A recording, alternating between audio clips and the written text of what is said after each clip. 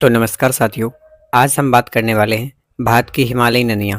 हिमालयी नदियों के अंतर्गत कौन-कौन सी नदियाँ आती हैं? जैसे भारत की नदियों को 2 भागों में बाँटा जाता है, प्रायद्वीपीय भारत की नदियाँ और हिमालय की। उसमें से हम देखेंगे हिमालय की नदियाँ, ठीक? तो इसमें मुख्यतः जैसे कुछ सिंधु मुख्यतः 3 नदियाँ हैं ऐसे, ठीक है? कौन-सी?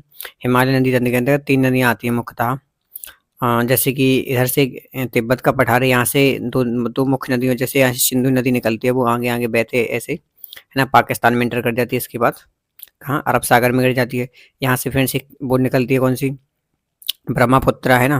वो ऐसे बहती हुई इधर भारत में अरुणाचल प्रदेश, असम में प्रवेश करती हुई बांग्लादेश में जाती हुई इधर गिर जाती है। इसके बाद यहीं से सतलुज निकलती है ना? तो वो आगे बढ़ते हुए इधर इसमें इसी में मिल जाती है, ठीक है? और अगर हिमालयी नदियों की बात करें तो इसी में गंगा आती है जो हरिद्वार, है ना?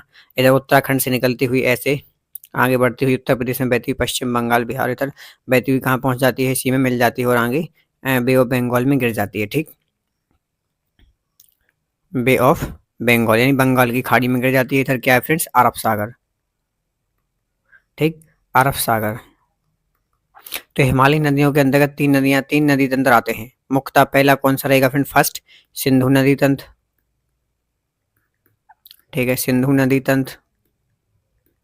और फ्रेंड्स दूसरा जो रहता है उसको बोलते हैं हम गंगा नदी तंत्र। कौन सा? गंगा नदी तंत्र, गंगा नदी तंत्र, ठीक है? ठीक। और जो तीसरा रहता है उसको बोलते हैं ब्रह्मपुत्र नदी तंत्र, ब्रह्मपुत्रा नदी तंत्र, ठीक है? तो इसके अंतर्गत मुख्यतः 3 नदी तंत्र शामिल होते हैं। तो फ्रेंड्स हाँ, यहाँ से हम एक-एक करके जैसे अभी हमें सिंधु नदी तंत्र पढ़ेंगे, इसके बाद हम जो है गंगा नदी तंत्र पढ़ेंगे, इसके बाद जो है ब्रह्मपुत्र नदी तंत्र पढ़ेंगे, ठीक? तो फ्रेंड्स हम जो है सिंधु नदी तंत्र पढ़ना स्टार्ट करते हैं। सिंधु नदी के अंतर्गत इसकी 5 मुख्य सहायक नदियाँ, जैसे कि मैं अभी आपको नाम बताता हूँ। इसके बाद आएगी सिंधु के बाद झेलम, है ना? इसके बाद आएगी चेनाब, इसके बाद आएगी फ्रेंड्स रावी, ठीक है? इसके बाद ब्यास और ये सतलज, है ना? तो ये मुख्यतः नदियाँ आती हैं और इधर से काबुल, कुर्रम, श्योक नदियाँ जो है सिंधु नदी में बात करें तो ये दाएं तरफ से मिलती हैं और बाकी ये नदियाँ बाएं तरफ से मिलती हैं, ठीक? तो इस सिंधु नदी तंत्र को, ठीक है? तो इसका विस्तार मुख्यतः फ्रेंड्स बात करूँ तो 2 राज्यों में से अगर भारत में देखें तो जम्मू कश्मीर, क्योंकि अब तो वो यूटी बन गया है ना, लद्दाख और जम्मू कश्मीर। तो जम्मू कश्मीर में है और लद्दाख में, और तो दूसरा है हिमाचल प्रदेश में, ठीक? जो सिंधु नदी तंत्र है ना, सिंधु नदी तंत्र कहाँ-कहाँ है? हिमाचल प्रदेश और जम्मू कश्मीर में, ठीक? इसके बाद हम यहाँ से उत्तरा पंजाब में भी है, ठीक है? और इधर हम देखें उत्तराखंड में तो फिर यहाँ से फिर जो है गंगा नदी तंत्र लग जाता है, ठीक? तो अब इसके बाद फ्रेंड्स हम जो हिमालय नदी के तंत्र सिंधु नदी तंत्र को मुख्यतः देखना स्टार्ट करते हैं, ठीक? तो इसके लिए हम नेक्स्ट स्लाइड पे पहुँचते हैं। अब हम फ्रेंड्स बात करेंगे सिर्फ सिंधु नदी तंत्र की, ठीक है? तो मैंने आपको बताया था पहले में कि एक तिब्बत का पठार है, मान लीजिए ये तिब्बत का पठार है, ठीक है? क्या है ये? तिब्बत का पठार, तिब्बत के पठार, तिब्बत का पठार, ठीक? तिब्बत के पठार में एक पॉइंट है मानसरोवर झील है। क्या? तिब्बत के पठार की मानसरोवर झील, मानसरोवर झील, ठीक? यहीं पे एक ग्लेशियर है जिसका नाम है चेमयांगडुंग, चेमयांगडुंग, ठीक? क्या है ये? हिमनद है। फिर इस हिमनद से जो है सिंधु नदी का उद्गम होता है, ठीक है? यहाँ से ये तिब्बत के बाद जम्मू कश्मीर, लद्दाख में एंटर करती है, जम्मू कश्मीर में होती हुई और इसके बाद फ्रेंड्स ये कहाँ? पाकिस्तान में प्रवेश कर जाती है और पाकिस्तान के बाद फ्रेंड्स ये अरब सागर जो है उसमें मिल जाती है, ठीक? कौन? सिंधु नदी। तो ये होगी मुख्यतः कौन सी हमारी? सिंधु नदी। ये होगी फ्रेंड्स कौन? सिंधु नदी, ठीक? अब हम बात कर लेते हैं इसकी मुख्यतः सहायक नदियाँ कौन-कौन सी हैं। और एक चीज़ और भी बता दूँ, जो सिंधु नदी की फ्रेंड्स लंबाई है कितनी है? 2880 किलोमीटर। आपको ध्यान रखना है सिंधु नदी की लंबाई कितनी है? 2880 किलोमीटर क्या है इसकी लंबाई, ठीक? अब हम बात करें इसकी सहायक नदियों की, तो इसकी कुछ सहायक नदियाँ हैं जो इसकी डिफरेंस ये वाला है इसका बायां तरफ, कौन सा? सॉरी दायां, ये दायां है और ये वाला भाग कौन सा हो गया? बायां। तो इधर से 3 नदियाँ मिलती हैं, कौन? जैसे काबुल, एक का नाम कुर्रम और एक का नाम श्योक, ठीक? तो जैसे होगी काबुल, दूसरी होगी कुर्रम और तीसरी श्योक। 3 नदियाँ किस तरफ से मिलती है फ्रेंड्स? ये दाएं तरफ से मिलती है, इतना आपको ध्यान रखना है। इसके बाद हम बात करें बाएं तरफ से, तो बाएं तरफ से मुख्यतः 5 नदियां हैं, ठीक। हम आपको बता चुके कि सिंधु, झेलम, चिनाब, रावी, व्यास, सतलज, ठीक। तो आपको सभी का सीक्वेंस में याद रखना है। इसके बाद फ्रेंड्स हिमाचल प्रदेश की बड़ा लासला दर्रा है, मान लीजिए यहाँ पे क्या हिमाचल प्रदेश, ठीक। तो यहाँ के बड़ा लासला दर्रा से बड़ा लाचा या बड़ा लाचला के नाम से तुंग और भाद्रा, ठीक है फ्रेंड्स।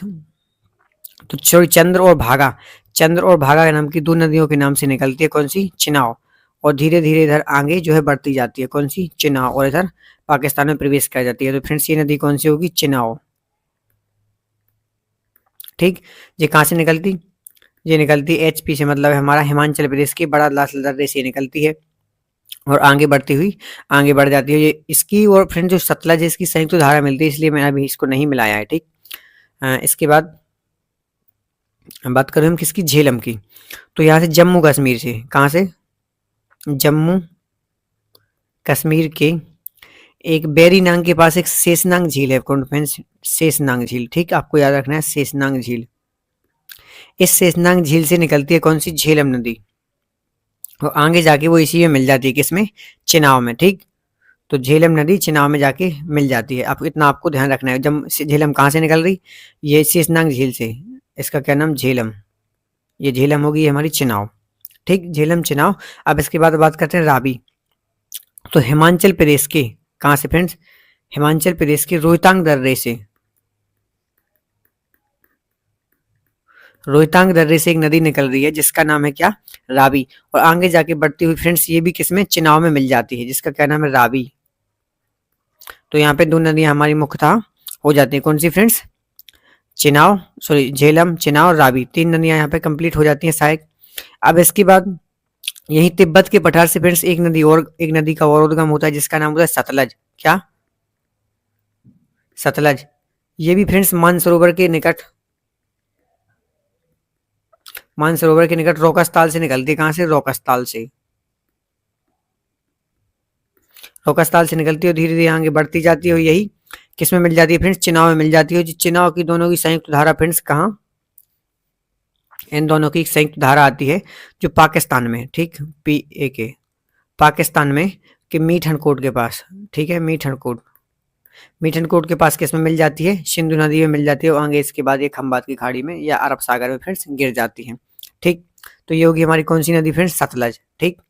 इसके बाद एक नदी और है जिसका नाम है ब्यास, क्या नाम है, ब्यास। तो ब्यास नदी का उद्गम भी फ्रेंड्स हिमाचल प्रदेश से ही होता है, हिमाचल प्रदेश के रोहतांग दर्रे के पास से। और ये थोड़ी ज्यादा लंबी नहीं है फ्रेंड्स, ये आगे बहती हुई किसमें मिल जाती है, इसमें क्या नाम है इसका, सतलज, ठीक। तो सतलज में ये मिल जाती है। ये होगी हमारी फ्रेंड्स 5-6 नदियां, ठीक। सिंधु, देखिए ये सिंधु, ये झेलम, ये चिनाव, ये रावी, ये ब्यास, और ये सतलज, ठीक। तो ये कौन सी नदी है फ्रेंड्स, ये ब्यास नदी है, ठीक। और ये कौन सी है, सतलज। ये सिंधु नदी की फ्रेंड्स मुख्यतः जो है इसकी सहायक नदियां हैं। एक चीज मैं बता दूं, जहां ब्यास नदी सतलज से मिलती है फ्रेंड्स, जो ब्यास नदी जहां सतलज से मिल रही है यहाँ पे, ये मिल रही कहाँ पे, पंजाब के पास, पंजाब में, पंजाब के कपूरथला, यहीं पे एक हरीके बैराज बना हुआ है, क्या, हरीके बैराज, ठीक। इसी हरीके बैराज से फ्रेंड्स एक नहर निकली हुई है, क्या निकली, नहर, क्या निकली, एक नहर निकली है जिसको फ्रेंड्स, जिसको बोलते हैं इंदिरा नहर, इंदिरा गांधी नहर, इंदिरा नहर या इंदिरा गांधी नहर, ठीक। और ये फ्रेंड्स राजस्थान में पहुंचती है, इंदिरा गांधी नहर राजस्थान के पश्चिमी भाग में, ठीक, ठीक है। तो इसी को फ्रेंड्स राजस्थान की मरुगंगा बोलते हैं, इतना आपको ध्यान रखना है। आर जैसे मतलब है राजस्थान की मरुगंगा, किसको बोलते, तो राजस्थान की मरुगंगा किसको बोलते हैं फ्रेंड्स, इंदिरा गांधी नहर को। कहाँ से निकली, हरीके बैराज, हरीके बैराज कहाँ बना हुआ है, ब्यास और सतलज के संगम पर, इतना आपको ध्यान रखना है। ये हरीके बैराज किस राज्य में आता, तो ये पंजाब के कपूरथला जिले में आता है, ठीक है। इतना आपको ध्यान रखना है, किसके बारे में, सिंधु नदी तंत्र के बारे में, ठीक। और फ्रेंड्स मैं बात करूं इसकी, इसकी अगर जो सतलज की लंबाई हम देख लें तो इसकी लंबाई है 1450 किलोमीटर, ठीक, ज़्यादा नहीं है, 1450 किलोमीटर। इन 2 नदियों की लंबाई आपको मुख्यतः याद रखनी है, बाकी इनकी नदियों की लंबाई जो है उतनी याद आपको नहीं रखनी है। ये फ्रेंड्स हमारा पूरा सिंधु नदी तंत्र हो जाता है और आगे जाके ये नदियाँ किसमें, अरब सागर में अपना जो है डेल्टा बनाती हैं। ठीक, तो यहाँ पे हमारी सिंधु नदी फ्रेंड्स कंप्लीट हो जाती है। एक बार आप चाहें तो इसको फिर से देख सकते हैं। यहाँ पे देख लीजिए कि ये सिंधु नदी तंत्र पूरा यहीं बन रहा है। इसके बाद इस तरह से नदियाँ आगे बढ़ती हुई मिल जाती है। तो एक बार हम इसकी उद्गम देख लेते हैं। सिंधु नदी का उद्गम कहाँ से होता, मानसरोवर के चेमयांगडोंग ग्लेशियर से, झेलम का शेषनाग झील से, इसके बाद चिनाव का बड़ा दाखल दर्रा से, और रावी और ब्यास का रोहतांग दर्रे से हिमाचल प्रदेश के। और फ्रेंड जो सतलज है कहाँ से निकल रही, रोकस्थाल से, मानसरोवर की रोकस्थाल से निकल रही है। और किसमें मिल रही, इन पांचों की संयुक्त धारा पाकिस्तान के मीठनकोट नामक स्थान पर मिल जाती है और अरब सागर में बाद में ये गिर जाती है। यहाँ पे हमारी सिंधु नदी तंत्र कंप्लीट होता है। आपको वीडियो पसंद आया हो तो चैनल को लाइक एंड सब्सक्राइब करना मत भूलिए। थैंक यू, धन्यवाद।